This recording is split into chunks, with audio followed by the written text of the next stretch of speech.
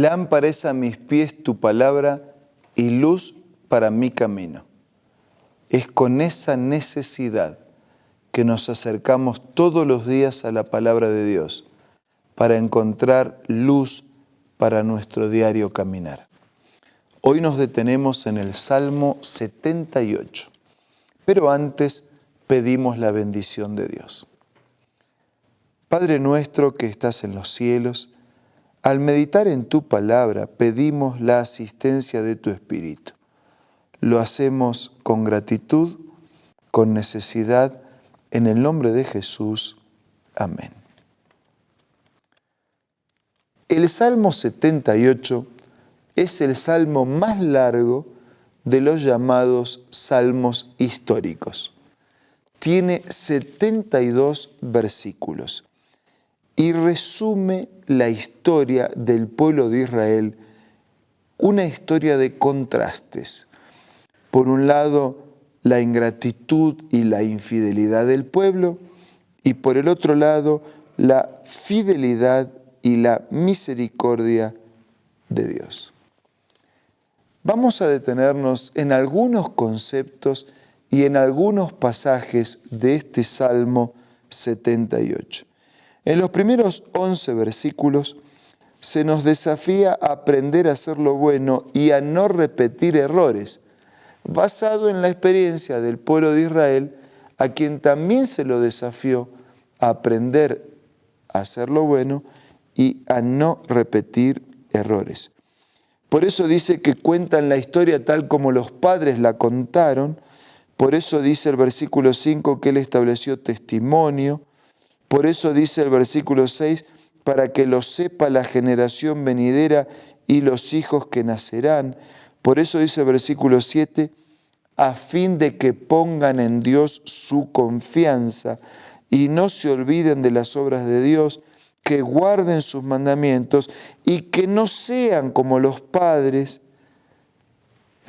que desagradecidos y rebeldes no dispusieron ni fueron fiel en su corazón para con Dios y para con su espíritu. El versículo 10 dice que no guardaron el pacto ni anduvieron en la ley, sino que se olvidaron de sus obras. Así que la razón por la que Asaf escribe este salmo es para que recordemos de la experiencia pasada, hagamos lo bueno y no repitamos los errores que los antepasados habían cometido. Desde el versículo 12 en adelante encontramos los eventos en el desierto y cómo Dios los liberó de Egipto, versículo 13, cómo dividió el mar y los hizo pasar, cómo detuvo las aguas como un montón, versículo 14, cómo los guió de día con la nube, de noche con el fuego, cómo lastimó las peñas en el desierto para que salieran aguas en abundancia, cómo hizo descender aguas como ríos. ¿Sí? Recuerda la protección de Dios en el desierto. Cómo Dios les ayudó a sobrellevar las miserias de la esclavitud y de su peregrinar en el desierto. Nunca murmuraron de sus capataces egipcios como de Moisés y de Aarón. Nunca habían murmurado tanto de los capataces en Egipto de lo que murmuraron de Moisés y Aarón, los líderes de Dios para liberarlos. Por eso dice que, versículo 17, volvieron a pecar contra Él, se rebelaron contra el Altísimo en el desierto, tentaron a Dios en su corazón, 18, pidieron comida a gusto, versículo 19, hablaron contra Dios, diciendo, ¿podrá poner mesa en el desierto? O sea, en Egipto teníamos una mesa, acá no tenemos nada. ¿Podrá dar pan? ¿Dispondrá carne para su pueblo? Se quejaron de Moisés y de Aarón mucho más de lo que se habían quejado de sus capataces en Egipto. El versículo 21 dice, por tanto yo Jehová se indignó, se encendió fuego contra Jacob, Versículo 22, porque no habían creído a Dios, no habían confiado en su salvación. Versículo 23, sin embargo mandó a las nubes de arriba, abrió las puertas de los cielos, hizo llover maná para que comiesen, les dio trigo de los cielos, pan de nobles comió el hombre. Cuando no tenían nada para comer, les hizo caer pan del cielo. Cuando no tenían nada para tomar, les hizo salir agua de la roca. O sea, Dios hizo milagros que manifestaban su amor, su interés y su bendición por el pueblo. La lluvia que cae hace crecer el trigo y directamente llovió trigo. En medio del desierto, directamente llovió trigo, directamente llovió maná, de manera directa Dios cuidó del alimento de sus hijos. Pero así como fiel y misericordiosa era la actitud de Dios para con el pueblo, desagradecida, rebelde, irrespetuosa fue la actitud del pueblo para con Dios. Desde el versículo 33 en adelante hay un resumen.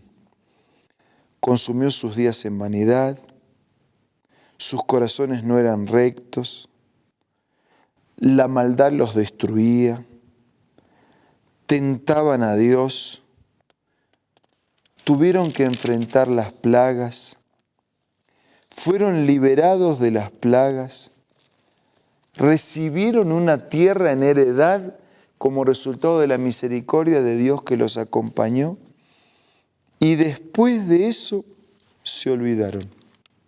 Miren, versículo 55, echó las naciones de delante de ellos, con cuerdas repartió sus tierras en heredad, e hizo habitar en sus moradas a las tribus de Israel.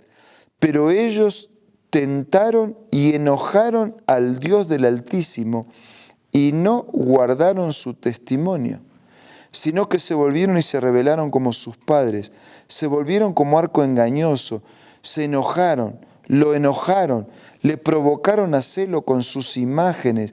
O sea que después de la liberación, después de la herencia se olvidan, se hacen rebeldes, construyen ídolos, los adoran, hacen prácticas paganas y rituales que practicaban los que no creían en Dios.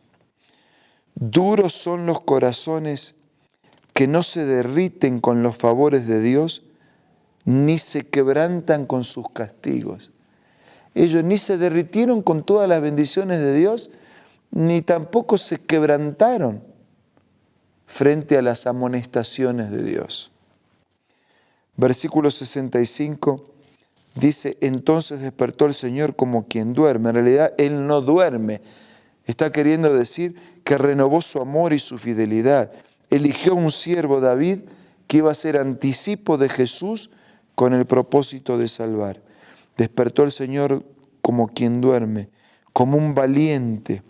Versículo 70, eligió a David su siervo, para que apacentase a Jacob su pueblo, y los apacentó conforme a la integridad de su corazón, los pastoreó con la pericia de sus manos.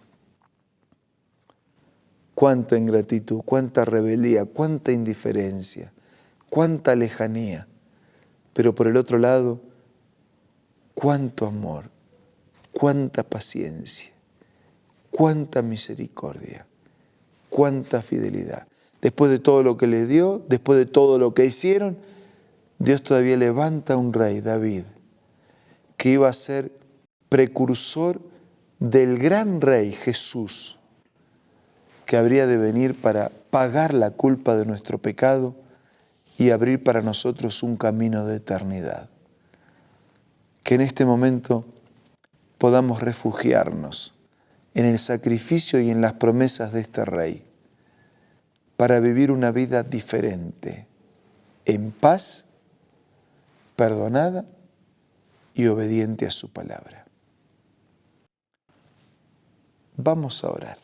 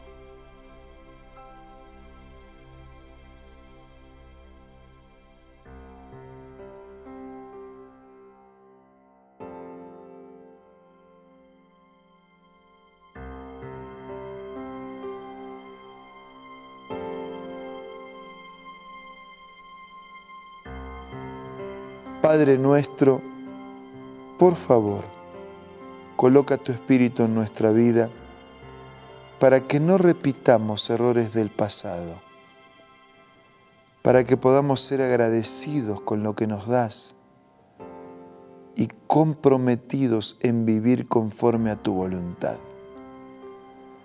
Que podamos ser fieles frente a tu fidelidad y agradecidos, obedientes frente a la manifestación de tu misericordia para con todos nosotros. Bendice a todos nuestros amigos, a todos nuestros hermanos y a cada uno de tus hijos que te necesita. Te lo pido y te lo agradezco en el nombre de Jesús. Amén. Muchas gracias por acompañarnos. Nos reencontramos mañana para seguir siendo reavivados por la palabra de Dios.